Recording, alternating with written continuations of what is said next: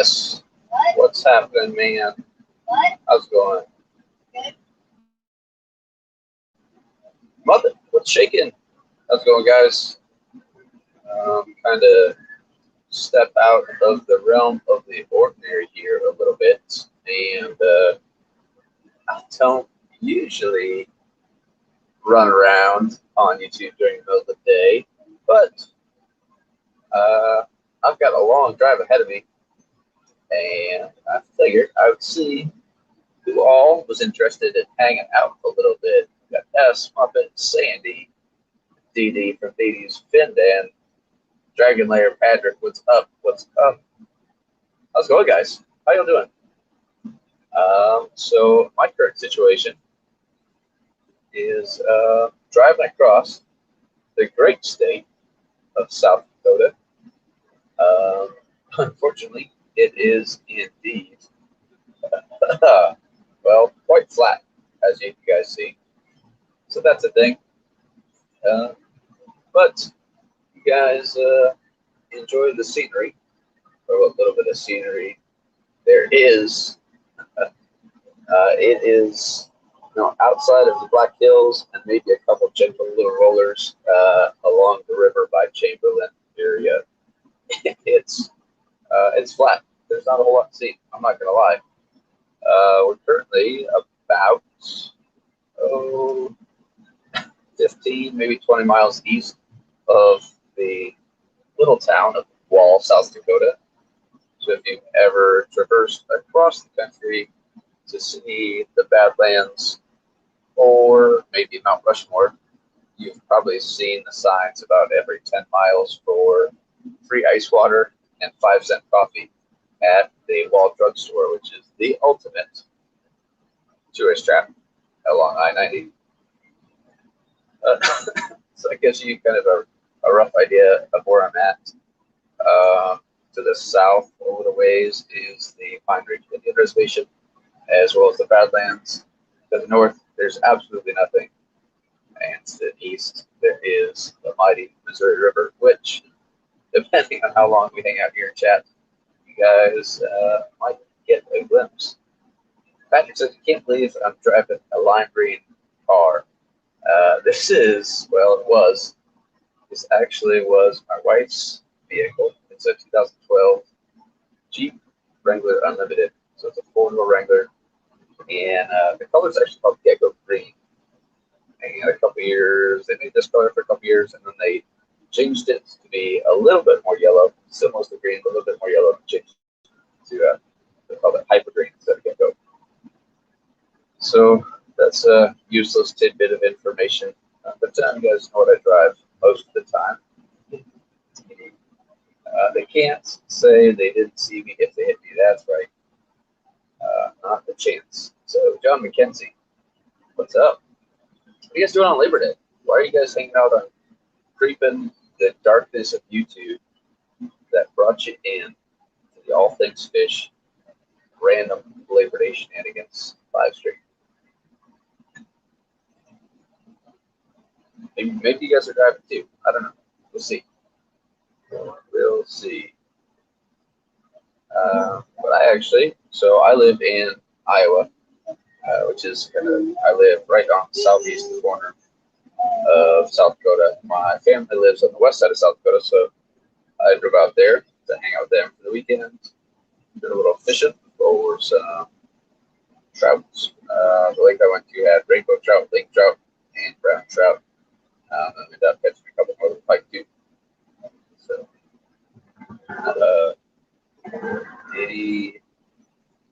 did I get a duck? I've actually, this was, my wife was driving the other day, and that little guy got left on the Jeep. So we've got a couple ducks in here. I didn't personally get the duck thing, but my wife thinks it's fun. So there is that. Liquid Zoo only fins. What's up, brother? 5 hours and you'll be here. Wait. Let's see, where are you? Because I am about 5 hours from my house right now.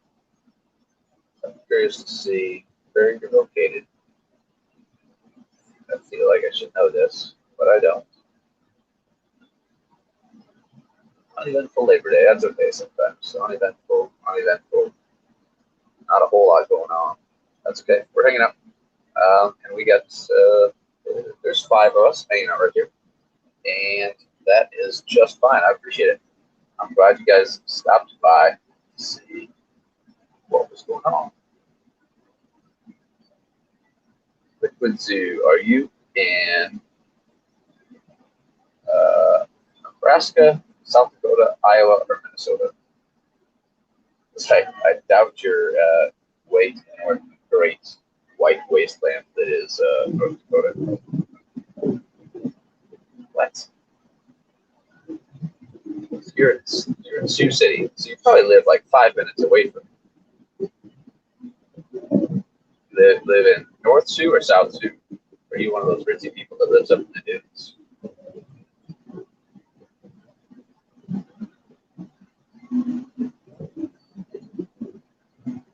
Nebraska, Iowa, South Dakota. Simply gotta live in damn near the same town or awfully close to it, which makes me wonder. We either have met before, and I just don't know who you actually are, or somehow we haven't bumped into each other yet. That is extremely surprising. Sioux City is not that big of a place. So I feel like, hey, I've probably run into you either in town or up in Sioux Falls or down in Omaha to swap meet. In Iowa. There's not a whole lot of places in Iowa to live in that area. Funny. Small world, though. Small world. We'll have to meet up. One of these days, we'll meet up. Find me on Facebook or something, man. Send me an email, and we'll meet out, and we'll figure it out. There's a swap meet in a couple weeks down in Omaha. Are you going down there? It's the Nebraska, what do they call it? Nebraska Aquatic Society. I think it's not this coming weekend, but it's the following weekend. There's a swap meet. I plan on heading down there. I've got a friend from Ames that's probably bringing some stuff over, and a couple of buddies from Omaha, Council Bluffs area that'll be there. We're gonna hang out. Hopefully, dump some stuff out of my fish room. See what happens. S asked if I ate good. I ate pretty decent. Nothing too crazy. Part of the grill, made some burgers. That's kind of the extent of eating good. Labor Day is my travel day. I gotta get back to work tomorrow. So all day. Snakes, lizards, tortoises. Oh, speaking of snakes, lizards, and tortoises right there. I'm not sure how popular or well known it is outside of South Dakota, but out by Rapid City, there is a tourist spot, kind of, I guess, a zoo called Reptile Gardens that has all kinds of birds and stuff.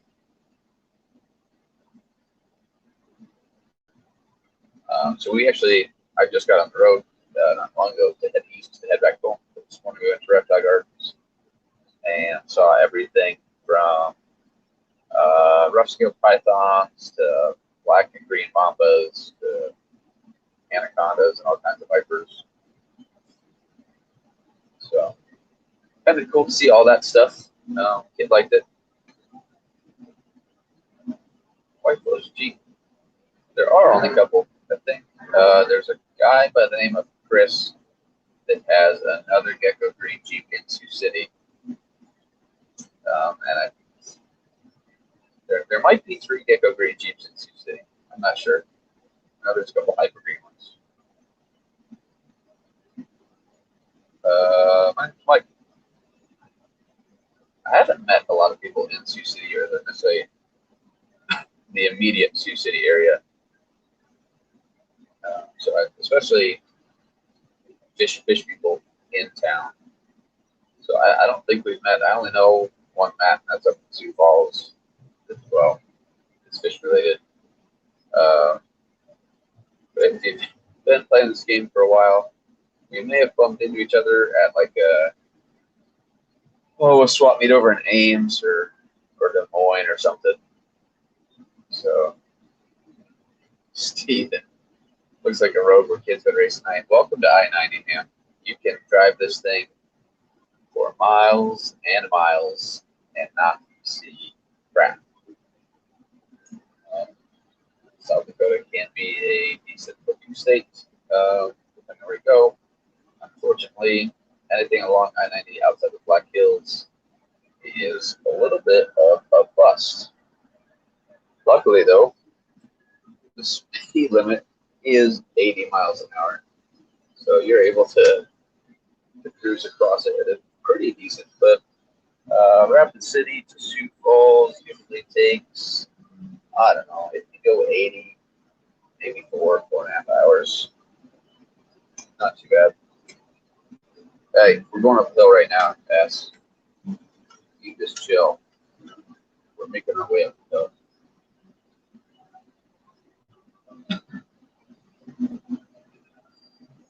Old cellular device here real quick in charge. I wasn't sure.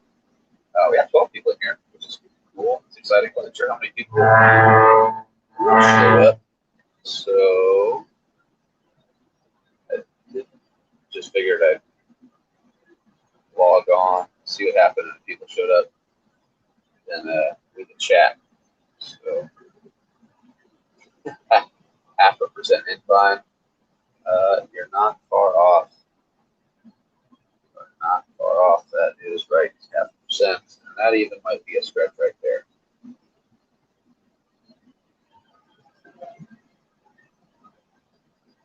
Be in your alternate personality. I'm not sure what alternate personality you're talking about.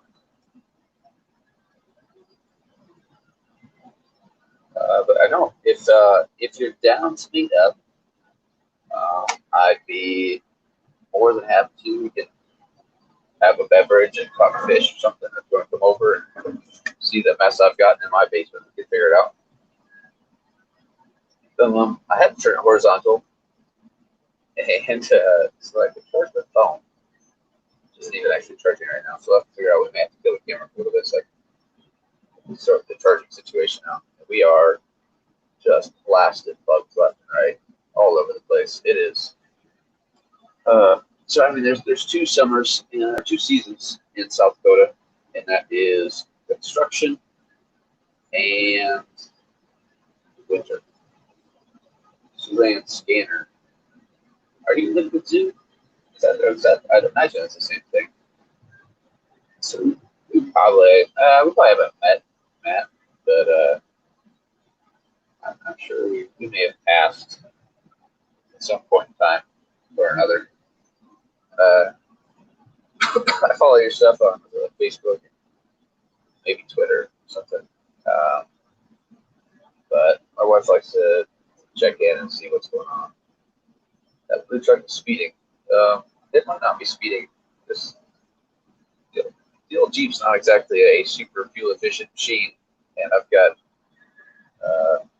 big tires on, so I've got 35s on right now. So I do about 75 most of the time. I think faster, between 75 and 80, there's a pretty drastic change in fuel economy, which I'm not super worried about. Obviously, I drive Jeep, but every little bit helps sometimes. 75 versus 80, not a big deal. There's 10 people hanging out, though. Thanks for taking time to come hang out. We can chat. You guys know me. I don't usually do these hangouts. I don't have a topic in mind to discuss about fish or plants or whatever.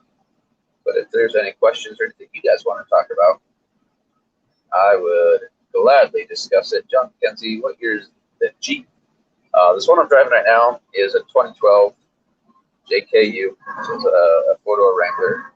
It's got about 3 inches of lift on it and 35-inch tires on it. And then I also have a 97 Jeep Wrangler. It's a TJ with 3.5 inches of lift, 35 heat swap, 4 9-incher and lockers, armor, all the things. That's my toy. This is the daily driver. She wants the Jeep. You've probably seen the Jeep driving around town. I'm usually the one driving it. My wife drives it sometimes. She got a new car though. It's a little more suited towards what she does all the time. She drives that now. But 15 minutes in, 12 people here. Let's spark a little bit of meaningful conversation. Where should we go with it?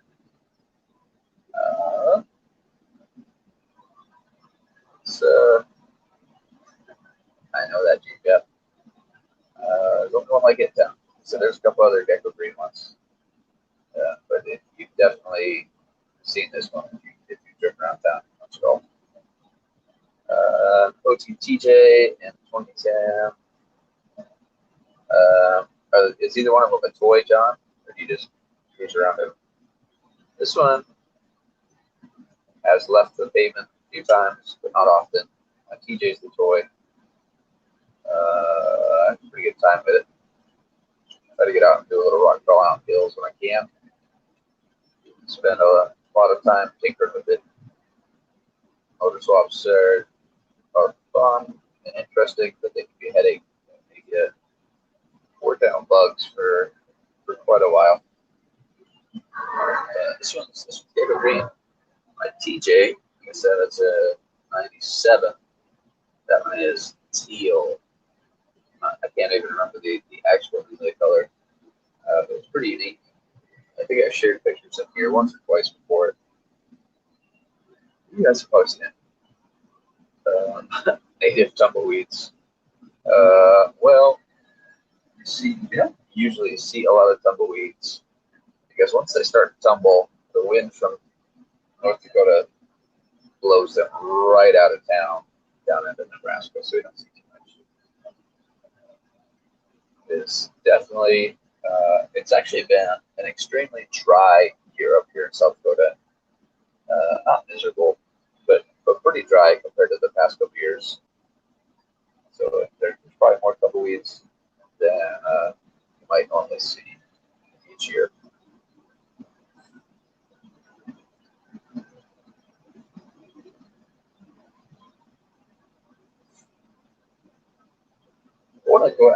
So we'll talk fish stuff.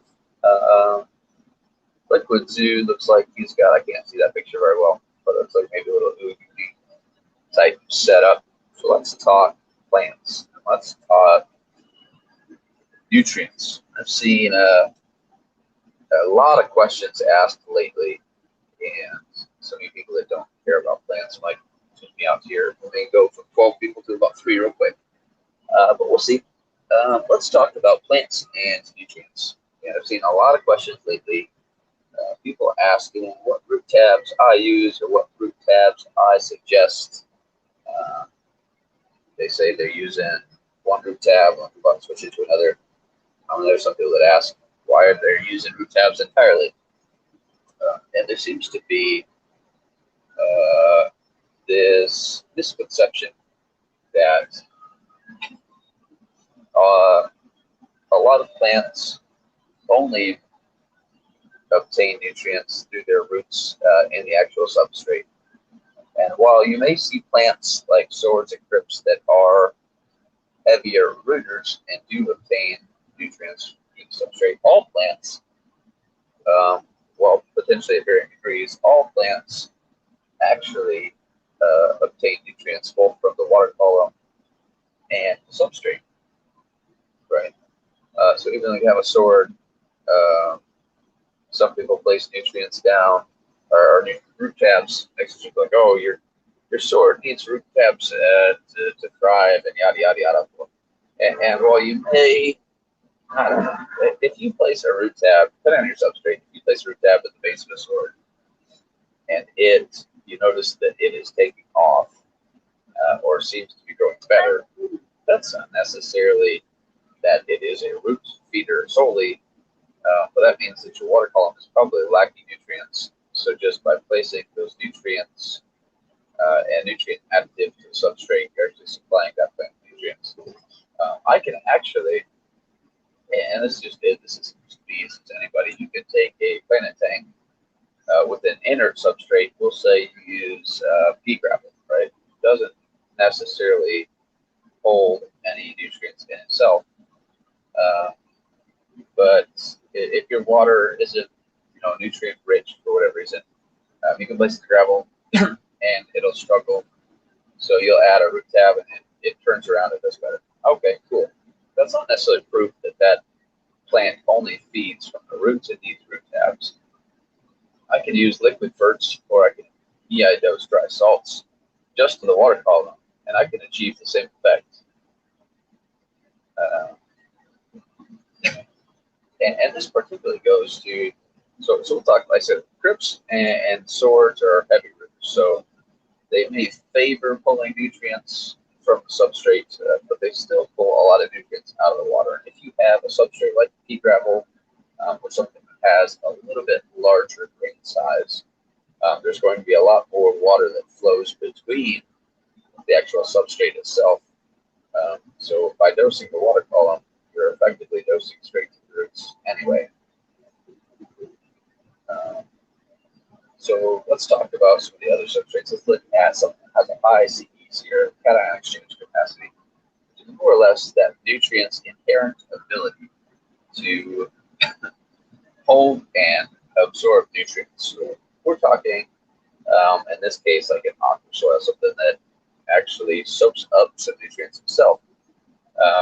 So some people will place root tabs in an aqua soil, which is a bit silly and a little redundant, or could potentially be redundant. The advantage of a root tab in general is that for the most part, depending on your substrate, again, grain size, etc., amount of water flow through it, by using root tabs, you're only feeding, you're only supplying nutrients to the roots instead of the water column. And plants, like I said, plants obtain nutrients from the water column itself as well, but you're limiting the amount of, we'll call it free-floating nutrients in the water column, and you're locking them into the substrate tentatively. Like I said, it depends on your exact substrate.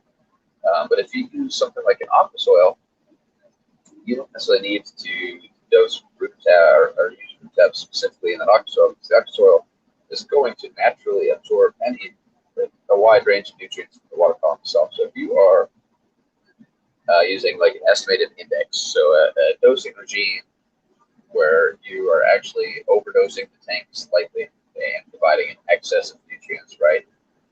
Leavings, you're going to fight leavings long enough. You don't want any nutrient to be a live back in plant's growth at all.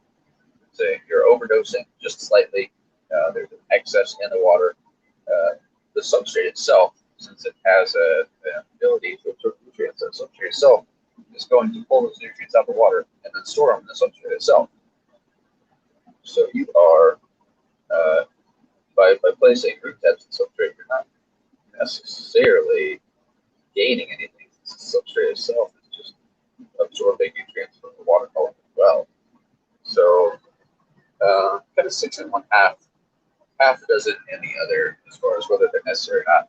When people ask me what I recommend, Thrive Caps by Nylock Geoquatics, that's Colin Grice that runs that. Thrive Caps are pretty good, and Thrive Caps are more or less estimated index ferts in a little capsule. It's your micros and macros in a dry salt form in a gel capsule. Nothing too fancy, but they're affordable, and they provide additional nutrients in your substrate. Some people like to go the Osmocote route. I'm not a huge fan of Osmocote. Osmocote caps can turn your tank into an ammonia bomb, and I've seen that. One of my good friends tried that, and it ended up messing with the tank, and it just ended up being heavy. So Osmocote's cheap and can potentially work. Not necessarily something that I recommend. So actually, if you look at so some plants like your crypts actually prefer to supernaquariums prefer ammonia as their source of nitrogen versus something like nitrates. So people say that when they start seeing high nitrates in their tank, the crypts start doing poorly, or they start appearing to melt a little bit.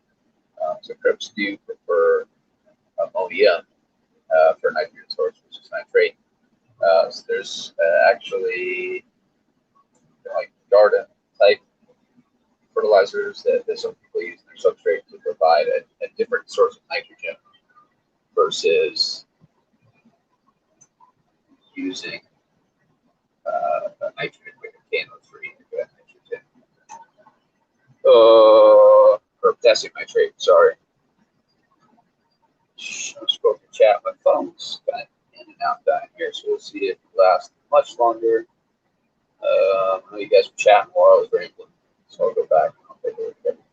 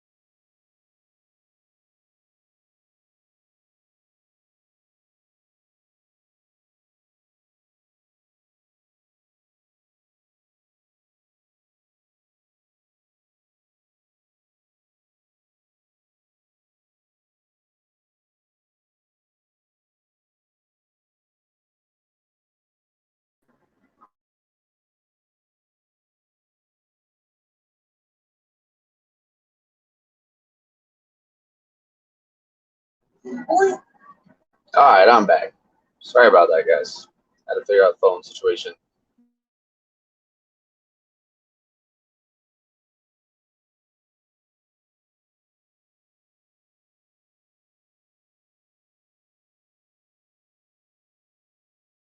Brought with me.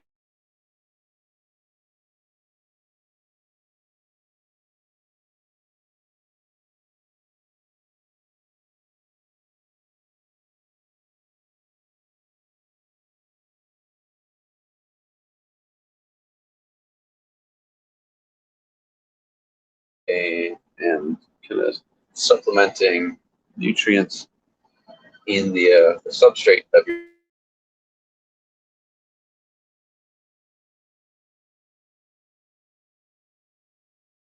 man.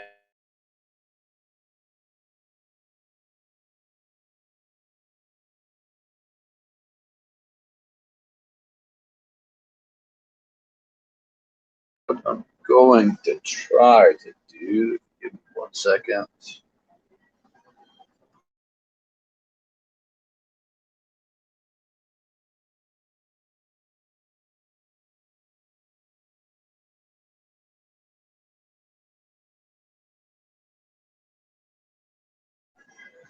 See how that works.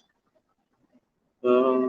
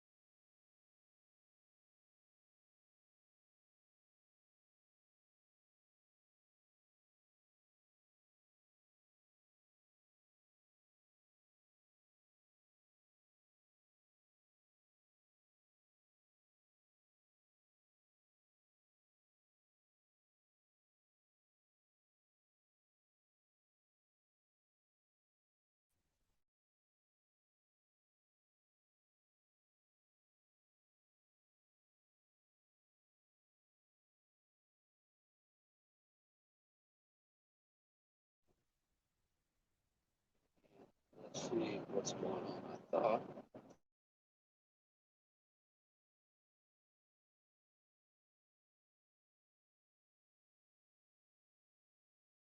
Time.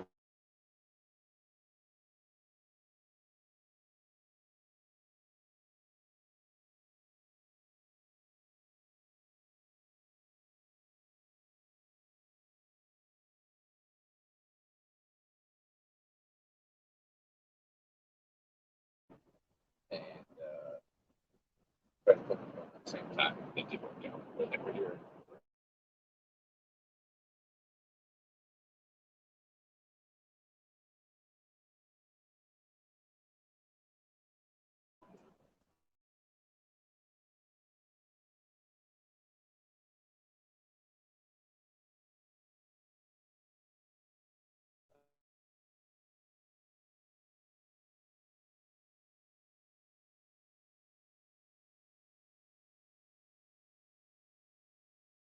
You guys should be okay.